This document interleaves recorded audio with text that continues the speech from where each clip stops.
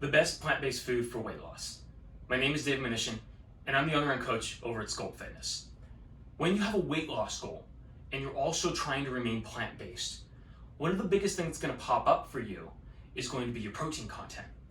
And while going plant-based has a lot of benefits, such as a higher fiber content and more nutritional value for the amount of food you're consuming, it does become more difficult to have a high protein content while being at a caloric deficit in order to still lose weight. And so it's not impossible, but it does prove to be a little bit more difficult if you're not conscious of what you're eating. But as long as you're eating whole foods while being plant-based, it's going to be a little bit easier for you. But even still, there are going to be some certain foods you want to focus on. Number one being soybeans. So soybeans, in my opinion, is going to be the best plant-based food that you can consume while trying to lose weight. Now, the reason for this is that soybeans are going to be the one and only plant-based food that's a complete protein with the highest digestibility score, so that you're getting all of the nutritional value of the protein from the soybean actually digesting it into your system.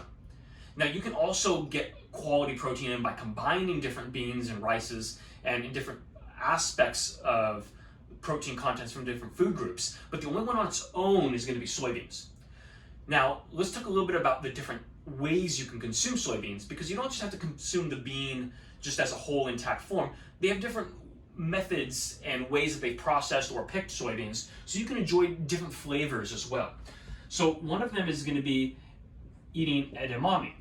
Now, edamame is an immature soybean that you'll commonly be able to buy in the pod or whether it's been shelled, which is a great protein source, usually consuming anywhere from like 8 to 9 grams of protein per half cup.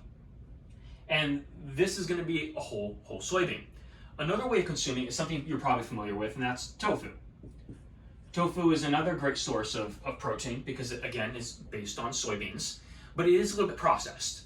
So you're going to have a little bit light, fluffy texture. You can include this in different things like soups or maybe even sandwiches. You can chop it up and put it in stir fries. So there's a lot of different ways to use tofu. And another one that's just like tofu in the way that it's used in soups and in stir fries and things is tempeh. And tempeh is a little bit less processed than tofu.